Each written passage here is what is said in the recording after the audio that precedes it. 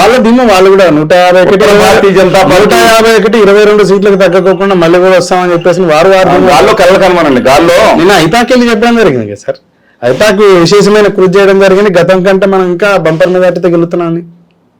సరే, అలా చేయకపోతే ఒకటి చెప్పమంటారా, ఆఫీసులో కూడా అక్కడ సీఎం పేషి వాళ్ళు కూడా పెద్ద అధికారులు వాళ్ళు కూడా 97 ఖచ్చితంగా నెగ్గుతున్నాను చెప్తున్నారు. నెగ్గపోతే ప్యూను వెళ్ళిపోతాడు కదా సార్, టీ అండి సార్ సలాడ్ తీసుకొచ్చారు, మరి అలాగే సార్ సలాడ్ని అక్కడ లేరు కదా సార్ అంటాడు. ఎవడు కూడా ఓడిపోయే వాళ్ళు ఉన్నా సరే, చంద్రబాబు నాయుడు గారు లాస్ట్ టైం తెలియదు అనుకున్నారా? ఆయనకి అంత తెలివి తక్కువ కాదండి, ఆయన తెలుసు నెగ్గే అవకాశం కొంచెం సేపు ఉందేమని చెప్పే అభిప్రాయం ఆయన ఉండొచ్చు, నెగ్గే అవకాశం.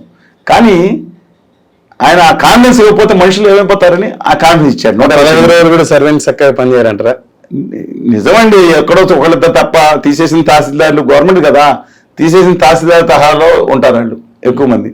అందువల్ల వాళ్ళకి బూస్టింగ్ కోసం చెప్పుండొచ్చు. కృష్ణా గుంటూరు జిల్లా పరిస్థితి, కృష్ణా గుంటూరు జిల్లా 33 స్థానాల్లో మళ్ళీ కనీసం 20 స్థానాలు మళ్ళీ ఉత్తర భారతీయ జనతా పార్టీ అండ్ కూటమి నెగ్గే అవకాశం. కృష్ణా జిల్లాలో ఎన్ని 16 సీట్లు ఉన్నాయి. పామరు కూడా కొంచెం ఒకప్పుడు వైకాపాకి చాలా అనుకూలంగా టఫ్ అయిపోయింది. విజయవాడ వెస్ట్ అవుట్లెట్ సీట్ అండి వైకాపాకి. అక్కడ ముస్లింస్కి ఇచ్చిన తర్వాత, ఆసిఫ్ ఇచ్చిన తర్వాత తీసుకొచ్చి సుజనా చౌదరి గారిని పెట్టింది బీజేపీ. వెంటనే అక్కడ ఆ నగరాలను కానీ మిగతా కమ్యూనిటీస్ని కానీ ఎవరన్నా ఈవెన్ మహేష్కి ఇచ్చిన కళ్ళు మూసుకున్న అవుట్లెట్కి నెగ్గేవాడు. కానీ అది మారుద్దాం నేను ప్రతిపాదన ఇవ్వగానే ఆసిఫ్ వెళ్ళి, అన్నా నేను 2014లో మా వాళ్ళు నాకు చేసే 2019లో త్యాగం చేశాను వెల్లంపల్లి గురించి, ఇప్పుడు నువ్వు చేయమంటే నేను జీవితంలో రాజకీయాల మొహం కూడా చూడండి, నేను ఎక్కడికి వెళ్ళిపోతాను అన్న మాట నిలబెట్టుకుంటాను. సరే ఓటేమో గెలిపోయి నేను ఎలా గెలుస్తాను ఒక సీట్ అయ్యిందని చేయమన్నాడు. లేకపోతే ఆ విజయవాడ సీట్ కూడా టఫ్ అయ్యేదండి, అక్కడ హిందూ ముస్లిం పాలరేషన్ లేకుండా టఫ్ అయ్యేది. ఇప్పుడు వెస్ట్ వైఎస్ఆర్సీపీ గెలుస్తుంది అంటారు? బీజేపీకి, ఉత్తర భారతీయ జనతా పార్టీకి అవకాశం ఎక్కువ ఉందండి. సుజనా చౌదరి గారు గెలుస్తారు. టఫ్ ఫైట్లో ఉన్నా ఆయన పాజిటివ్నెస్ ఉంది. విజయవాడ గారి ప్రభావం ఏదండి వెస్ట్ లో? జలీల్ ఖాన్ గారి ప్రభావం అంటారా? జలీల్ ఖాన్ ప్రభావం కాదు, ధనలక్ష్మి గారి ప్రభావం. ఆవిడ మీ పరిచయం. జలీల్ ఖాన్ గారు నాట్ కొంత 20-30 ఓట్లు ఇన్ఫ్లుయెన్స్ చేయగలుగుతాడని చెప్పి ముస్లిమ్స్ ఎవరో జలీల్ ఖాన్ గారు కాదు, జలీల్ గారు కానీ బ్రదర్ చెప్పినా 90% మంది ఖచ్చితంగా 5% మంది ఇక్కడ కనబడచ్చు. ఆసిఫ్ గారికి ఓటేశారు. ఆసిఫ్ గారు వైఎస్ఆర్ కాంగ్రెస్ పార్టీకి ఓటేశారు ఆంధ్రప్రదేశ్ లో.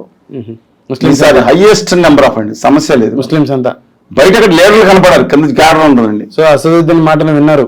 అసదుద్దీన్ మాట అక్కర్లేదండి, అక్కడ మోడీ గారు వచ్చి 4 సార్లు చేయగానే మనం మాట్లాడుకున్నాం, మొత్తం రివర్స్ అయిపోయింది. జగన్మోహన్ రెడ్డి గారు 4% ఎంత తిడితే అంత ఇంకోసారి రావద్దురా బాబు అని కోరుకున్నారు తెలుగుదేశం వాళ్ళు. రాయలసీమ మొత్తం పోయేటట్టు ఉంది. అక్కడ మీరు క్యాండిడేట్స్ గా మాట్లాడారు, నాకు ఇప్పుడు నెగ్గపోతున్నాడు క్యాండిడేట్ గా నెల్లూరు జిల్లా నుంచి. అది ఉత్తర భారతీయ జనతా పార్టీ ఎందుకు బయట పేర్లు చెప్పడం అవసరం కానీ నాకు కావాల్సిన వాళ్ళు గౌరవనీయ వ్యక్తులు, వాళ్ళ గౌరవం నేను కాపాడాల్సిన అవసరం ఉంది.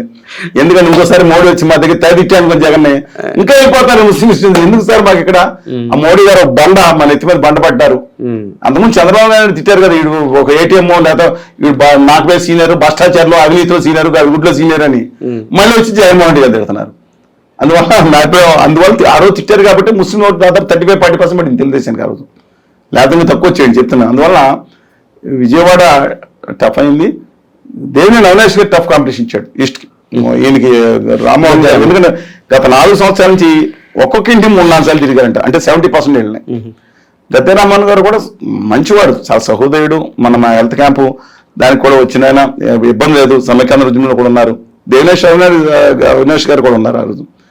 కానీ అక్కడ ఆయన తక్కువ ఓట్ల దగ్గర 40,000 ఓట్లు జనసేనకు వచ్చాయి, అవి కూడా కలుస్తాయని బట్ వి కాంట్ సే అండి. అందువల్ల అక్కడ టఫ్ కాంపిటీషన్ టఫ్ ఫైట్ ఉంది. తెలుగుదేశానికి అడ్వాంటేజ్ ఉన్న టఫ్ ఫైట్ ఉంది. So Vijayawada east west both కూడా సెంట్రల్ అవుట్ రైట్ గా మంచి మెజారిటీ తిరుగుతున్నారండి బోండా గారు. ఈస్ట్ వెస్ట్ అయితే టఫ్ ఉందంటారు.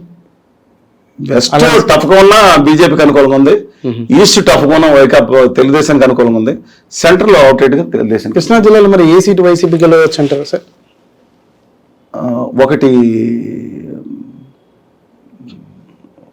పామరు సీట్ ఒకటి ఉందండి, తర్వాత తిరువూరు సీట్ ఒకటి ఉంది. లాస్ట్ వీక్లో మారింది అంటున్నారు కానండి, తిరువూరు సీట్ అంటే లాస్ట్ టైం 10,000 వైకాపాకి తెలుగుదేశానికి వైకాపాకి మెజార్టీ 15,000 10,000. ఆ క్యాండిడేట్ కూడా రక్షణ నిధి గారు కూడా ఇటు వచ్చారు. అది కాకుండా ఈ పక్క కాన్స్టిట్యూన్సీలో 15,000-20,000 మెజార్టీ వచ్చింది. అది తక్కువ మెజార్టీ, సీటు రాలేదని కానీ తక్కువ మెజార్టీ అది. సరే ఏదైనా ప్రస్తుత సిచ్యువేషన్ ప్రకారం 2 సీట్లు పామరు తిరువురు 2 సీట్లు కొలికపూడి అభ్యర్థులు అక్కడ please don't I don't want make any comments, any negative comments. అభ్యర్థి ప్రభావం ఐ డోంట్ వాంట్. సో ఈ 2 సీట్లు అలయన్స్ మిస్ అయ్యే అవకాశం ఉన్నట్టు.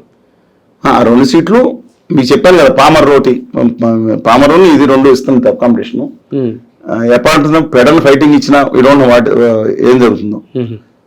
గుడివాడ దాదాపు 5-10,000 మెజార్టీకి వెళ్ళిపోయింది తెలుగుదేశం పార్టీ. లాస్ట్లో మహిళలు మొత్తం నాకు వేసారంటున్నారు. పవన్ కళ్యాణ్ గారికి వర్గంలో ఉన్న మహిళలు అందరూ కూడా నాకు వేసారని ఆయన భావిస్తున్నారు. అది కానీ జరిగితే ఆయన ఫీల్డ్లో ఉంటారు. 2-3 సీట్లు 4 సీట్లు అంటున్నారు. సో గుడివాడ టఫ్, లైక్లూరు ఒకటి టఫ్ కాంపిటీషన్ జరిగినా పాజిటివ్గా అయిందని అంటున్నారు బీజేపీకి. అక్కడ కూడా నాకు గన్నవరం సార్, గన్నవరం ఎర్లగడ్డ వెంకటరావు గారు ఇప్పుడు నెగ్గినట్టే వంశీగారు కష్టం అంటారు సరే, కష్టమే అభిప్రాయం ఉంది. నేను అది వెంకటరావు గారు నెగ్గాలి, ఈయన ఓడిపోవాలని కోరుకుంటున్నాను. బట్ ప్రజాభిప్రాయం అలా ఉంది. అందువల్ల అదే గుంటూరు సీట్లు చూసుకుంటే బాపట్ల ఒకటి, నర్సరావుపేట ఒకటి, మాచర్ల టైం కాంపిటీషన్ ఉంది, వినుకొండ ఒకటి కైట్ ఫైటింగ్, గుంటూరు ఈస్ట్ వెస్ట్లో ఒకటి పోయేటట్టు. అందువల్ల ఇవన్నీ కనుక లెక్కేసుకుంటే మీరు దాదాపు 5 సీట్లు అక్కడ ఉంది. అందువల్ల 2 సీట్లు కలిపి మ్యాక్సిమం 9, నేను 33లో 8 సీట్లు వేసాను. 25 లెటర్స్ మూవ్ ఆన్. ఇక్కడ అక్కడ 34, 33, ఇక్కడ 25, ఇక్కడ 25, అక్కడ 20. ఎన్ని వచ్చినాయండి? 70. ఉత్తర భారతీయ జనతా పార్టీ కూటమికి. ఇది ప్రత్యక్ష కూటమి, పరోక్ష కూటమి మొన్నటి వరకు వైకాపా ఉంది. ప్రకాశం నెల్లూరు 22 సీట్లు ఉన్నాయి. సరే, ప్రకాశం నెల్లూరు మాట్లాడకంటే ముందుగా ఈ విజయవాడ పార్లమెంటు కేసుని నాని వర్సెస్ చిన్ని ఉంది కదా, వాళ్ళ అన్నదమ్ములలో ఎవరికి అవకాశం ఉందంటారు?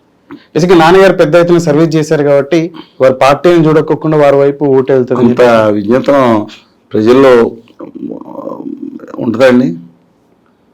ఆయన నోటి దురుసు తప్ప ఆ ఒకటే చాలా మైనస్ అండి ఆయనకి. అదర్వైజ్ చాలా వర్క్ చేసే మనిషి ఆయన మాట తీరు అట్లా ఉంటుంది. చిన్ని గారు కూడా మొన్న వచ్చినప్పుడు కలిశారు. But basically I think he's also good person. అందుకని నెగ్గే సీట్లు బట్టి వాళ్ళ, ఎందుకని జగ్గాపేట ఒకటి 20,000 మెజార్టీతో కలిసి శ్రీరామ్ తాతయ్య గారు వాళ్ళు టఫ్ అయిపోయింది.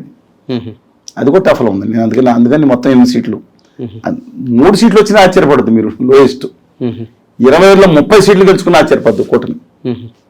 ఈస్ట్ వెస్ట్ కృష్ణా గుంటూరులో వారు 1 సైడ్గా కనపడుతుంది. సార్ మైలవరం బేసిక్గా దేవినేని ఉమా గారికి ఇవ్వకపోవడంతో వీరి ఎవరైతే వర్గం ఉందో సపోర్ట్ వసంత కృష్ణప్రసాద్ గారు అవుట్ రేట్ గా నెగ్గపోతున్నాడు. దేవినేని ఉమా గారి వర్గం సపోర్ట్ చేయలేదు. ఉమా గారి గురించి మాట్లాడుకుంటుంది ఎందుకండి, వీరి వర్గం సపోర్ట్ చేయలేని ఒక వాదన ఉంది. అది గ్రౌండ్ లో నేనేం మాట్లాడినా ఆయన వర్గం సపోర్ట్ చేసిందో లేదో కూడా నాకు తెలియదు. కృష్ణప్రసాద్ గారు నెగ్గుతున్నారు. సో విజయవాడ పార్లమెంట్ అలయన్స్ గెలవబోతున్నారు. ఆయన ఉన్నారు, ఎవరో నందిగామ సీట్ ఉంది, సౌమ్య గారు ఉన్నారు. సౌమ్య వాళ్ళ నాన్నగారి దాంట్లో అప్పుడు బై ఎలక్షన్ నెగ్గారు కదా, ఉన్న ఓడిపోయారు. ఆవిడ కొంచెం ఫేవరబుల్గా ఉంది, కానీ టఫ్ కాంపిటీషన్ ఇచ్చారు అక్కడ. మొన్నతో జగన్మోహన్ గారు గట్టి ఇచ్చిన అరుణ్ కుమార్ గారు ఆయన పవర్ఫుల్ అక్కడ, ఆయన కూడా పవర్ ఇచ్చారు, కార్పొరేషన్ ఇచ్చారు. బట్ జగ్గాపేట ఇచ్చేస్తాను, జగ్గాపేట అనేది కొంచెం టఫ్ అయిందండి ఆఖరిలో. అందుకని సో విజయవాడ పార్లమెంటు చిన్ని గారే గెలవడానికి అవకాశం ఎక్కువ. ఇకపోతే సరే గుంటూరు 2 పార్లమెంట్, గుంటూరు ఆల్రెడీ చంద్రశేఖర్ గారు మెజార్టీ లెక్క పెట్టుకోండి మీరు. హిస్టరీ ఉంటుంది నా మెజార్టీ అని చెప్పేసి వారు చెప్పుకోవచ్చు అంటున్నారు. చరిత్ర ఉంటుంది నా మెజార్టీ అని చెప్పేసి అలా నేను అనుకోను. కానీ ఆయన డెఫినెట్ గా ఆయన కానీ కొంతమంది క్యాండిడేట్స్ ఉన్నారు. నేను చాలా హంబుల్, అంటే ఆయన మాట వేరే ఉంటుంది కానీ వ్యక్తిత్వంలో 3 మనుషులు చూశాను. ఈయన ఒక ఆయన, గురుమూర్తి గారు ఒక ఆయన, తెలిసే ఉంటుంది మీకు. ఇప్పుడు తెలంగాణలో కొండా విశ్వేశ్వరరెడ్డి గారు ఉన్నారు, ఉప ముఖ్యమంత్రి ఫ్యామిలీ నుంచి వచ్చారు. అపోలో హాస్పిటల్లో వాళ్ళ సనిల్లా ఆయన చాలా హంబుల్గా ఉంటారు. 4,500 కోట్ల ఆస్తులు పక్కన పెట్టండి. ఢిల్లీలో మేము అనగానే ఆయన దగ్గరికి వచ్చి మేము కూడా వీళ్ళు సపోర్ట్ ప్రత్యేక హోదా గురించి అండి, మనకేం కావాలండి, చాలా గౌరవం వచ్చి పలకించే వ్యక్తి. ఇలాంటి వాళ్ళు ముఖ్యమంత్రులు ఎవరా? డబ్బులు, ఆయన మిగతా వాళ్ళు డబ్బులు అక్కర్లా. అలాగే చంద్రశేఖర్ ముఖ్యమంత్రి అవ్వకూడదా? అని నేను అడుగుతున్నాను. డాక్టర్ చంద్రశేఖర్కి ఈ కంపెనీలు లేకపోతే భారతీయ సిమెంట్లు లేదా ఇటు ఏమో అవసరం లేదు కదా. ఆయన ఉందా డిక్లేర్డ్ ఇంకా బ్రదర్స్ ప్రాపర్టీ ఇంకా చాలా ఉన్నాయండి అక్కడ. ఆయన సొంతంగా కష్టపడి చేసుకుంటారు. ఆయన ముఖ్యమంత్రి అభ్యర్థి అవ్వకూడదా? సరే ఒక్కసారి గురుమూర్తి గారు అభ్యర్థి గురుమూర్తి గారు ఉన్నారు, చాలా అంబుల్ పర్సనాలిటీ. ఎవరు తిరుపతి నుంచి మంచి పర్సనాలిటీ, మంచి నిజాయితీ పడి అనుకున్నాను. వైఎస్ఆర్ కాంగ్రెస్ పార్టీ, ఈయన తెలుగుదేశం అవచ్చు, ఇంకోళ్ళు అవ్వచ్చు, ఈయన బీజేపీ. ఇలాంటి వాళ్ళు ఎందుకని ప్రొజెక్ట్ కావట్లేదు? సరే రామ్మోహన్ రెడ్డి గారు అంటే వాళ్ళ నాన్నగారు సంబంధించి ఉంది, సరే డిఫరెంట్ ఇష్యూ ఉంది, ఆయన కూడా దమ్మనాడు. ఇలాంటి వాళ్ళు రామ్మోహన్ రెడ్డి గారు కూడా నేను తప్పు అనుకోండి. ఇప్పుడు డాక్టర్ పెమ్మసాని చంద్రశేఖర్ గారిని పార్టీ పెట్టి ముఖ్యమంత్రి కావాలంటున్నారు. అయితే పార్టీ ఎందుకు పెడతాం? ఆయన పార్టీలో ఉన్నారు కదా, ఎందుకు పార్టీ పెట్టాలి? అంటే వారసత్వం అనేది, కుటుంబ రాజకీయం అనేది వారసత్వం అండి, అది కాపీ రైటా? సరే వారు అఫిడవిట్ లో 5,700 కోట్లు బేసిక్ గా 5,700 డిక్లేర్ చేసిన తర్వాత దేశం మొత్తం కూడా వారు వైపు చూసింది. మీరు ఎలా భావించలేదండి? ఏముందండి దాంట్లో? దేశానికి సేవ చేసుకున్నానికి వస్తా అన్నారైనా. అవినీతి చేయడమే ఖచ్చితంగా అవినీతి చేయాల్సిన అవసరం లేదని లేదు. డబ్బులున్నా కూడా అవినీతి చేస్తారు. ఇప్పుడు 30,000 కోట్లు 40 కోట్లు సంపాదించాలి, ఇంకా అవినీతి మొదలు పెడుతున్నారు. ఆయనకు అవసరం లేదు. ఆయన నిజంగా కనుక కరెక్ట్ రీతిలో వెళ్తే, అడ్వైజర్ ఎవరితో అవుతారో నాకు తెలియదు. ఆయన రైట్ ట్రాక్ లో కనుక పడితే ఆయన ఆంధ్రప్రదేశ్ రాష్ట్రానికి ఒక అసెట్ అవుతాడు. ఏ పార్టీలు పక్కన